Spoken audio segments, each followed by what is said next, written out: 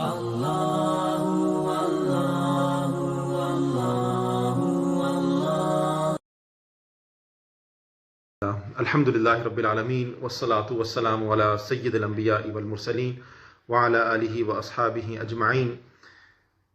Allahumma salli ala Sayyidina wa Maulana Muhammad wa ala ali Sayyidina wa Maulana Muhammadin wa barik wasallim. In the name of Allah, the most beneficent, the most merciful. Assalamu alaikum wa rahmatullahi wa barakatuh.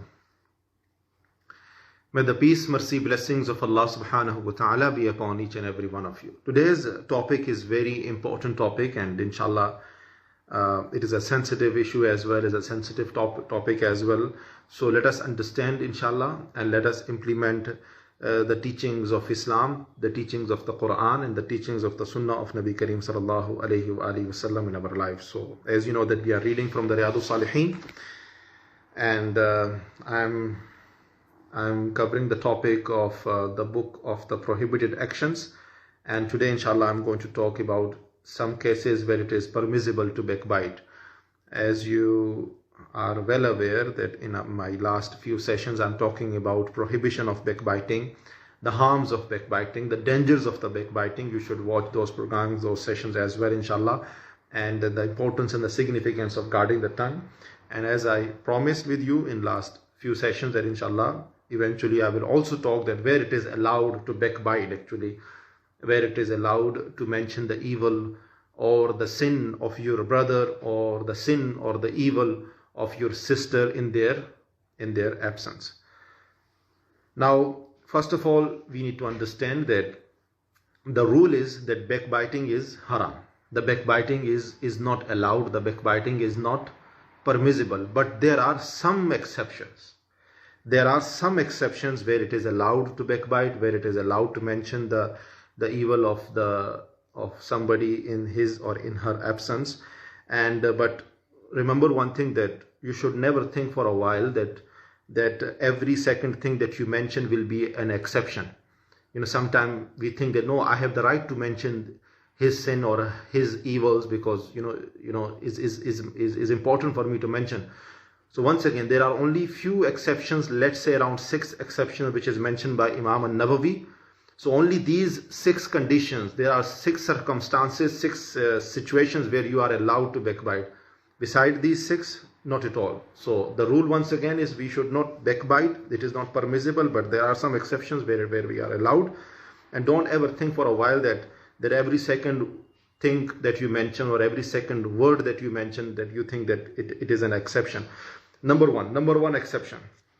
When somebody has taken your right, when somebody has taken your haqq, when somebody, for example, stolen your money, when somebody deceived you, when somebody harmed you, or when somebody did something wrong to you, so now you have this right to address this issue in the presence of the people, those who have the authority to get your right back, to get your haqq back. So once again, if somebody has taken your right, if somebody has cheated you, or if somebody has stolen your money or whatever it is, these are just example I'm giving you. So then you can go to the people of authority, you can go to the police, you can go to the judge, you can go to the person who can fix your problem, who can help you to get your right back. So in that case, you can mention, look, this person, that individual did something to me. He stolen my money. He deceived me. He or she cheated me, or whatever is it. So I want you to help me. Good. So now in this case, you are actually, what you are doing, you want your right back, and you are protecting yourself. You are saving yourself. But once again, I will mention this thing, that while you are mentioning this, the evil or the sin of this individual in front of the authority, in front of the person who can fix your problem, make sure that your intention is right. You are not doing this to abuse that individual or to harm that individual or to humiliate him or to embarrass her. No, this should not be your intention. If your intention is such, so definitely you are committing the sin. So it's important that your intention is right. So the first exception is that when somebody has taken your right, when somebody has did something wrong to you, so now you want your right back, you want your thing back, you want justice, So now you can go to the people of authority, you can go to the judge, you can go to the police, you can go to the people of authority, and you can mention them, you can explain to them that what this person did to you. So in this case, you are not actually committing the sin. Allah knows better. The second exception is that when somebody comes to you for a personal advice, which is called in Arabic istishara.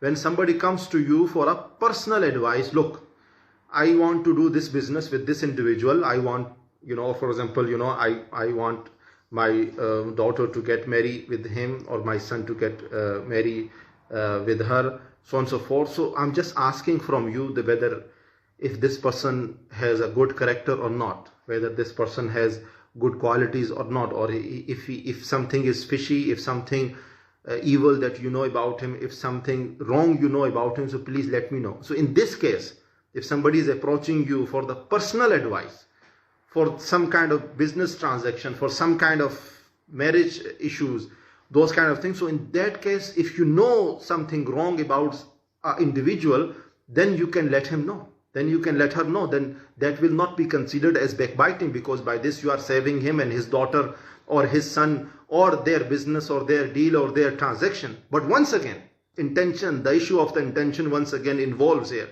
Once again, your intention should be only to protect people and to guard people and to secure people, not to abuse and not to humiliate and not to embarrass people. Good? So this is something very important. That's why I said it's a very sensitive issue. And nowadays we living in a society where people think that every other thing I'm mentioning is an exception. Every other thing that I'm talking, I have the right to backbite. No. So I'm mentioning the exceptions one by one, so that we can understand that how it is important for us to keep ourselves away from the backbiting, and is only few exceptions where we are allowed to backbite. Means that where we are allowed to mention the evil or the wrong or the sin of that individual. So number one, when somebody has taken your right, when somebody has cheated you, so then in this case, you can go to the people of authority to get your right back. You can tell to him or you can tell to her that this person did this to me, so I need help. If you can help me or if you can assist me. And I have explained it. And then the second exception I have mentioned to you, it is that if somebody comes to you for a personal advice, and he asks you, so then in that case you can explain it. If somebody about that individual, so this is the second exception. And the third exception is that when you are warning against the generic public evil, for example, when somebody who sells the drugs, who's the drug seller, or who is known for deceiving people, who is known for cheating people, who is known for harming and putting the life of the people in danger. So in that case, you can mention to people that, protect yourself from this individual, because he is not a good individual, she is not a good individual. And I have given you the example. For example, he's a drug dealer. But once again, I also want to mention one thing, that you are not allowed to mention people's private sins. For example, you saw somebody drinking the alcohol, you saw somebody doing the gambling. Now you are not allowed to tell to the whole world, or stand in the middle of the masjid or stand in the middle of the street and telling people, look, I saw him drinking the alcohol, I saw him committing this kind of haram action, I saw him gambling. No, this is between him and Allah subhanahu wa ta'ala. Here in this, you don't have the exception to backbite that. Your understanding is a very thin line. So I hope that what I'm explaining, you are understanding that. So what I'm talking about is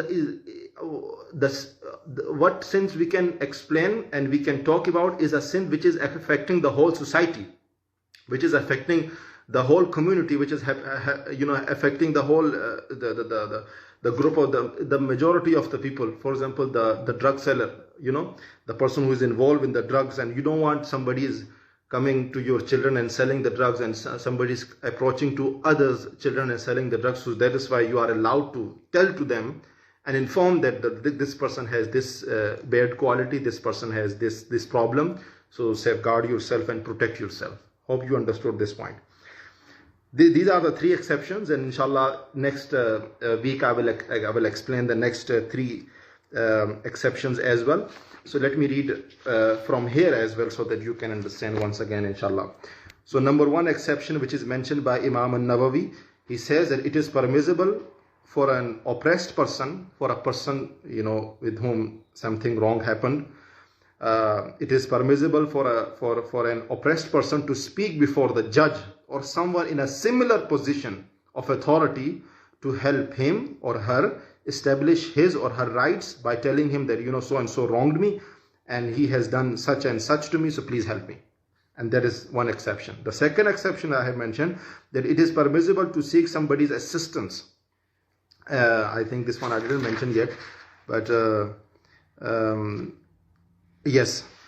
The second exception I have mentioned, it is that one who seeks a legal verdict on a certain matter may point out the defaults of another person or relate something else.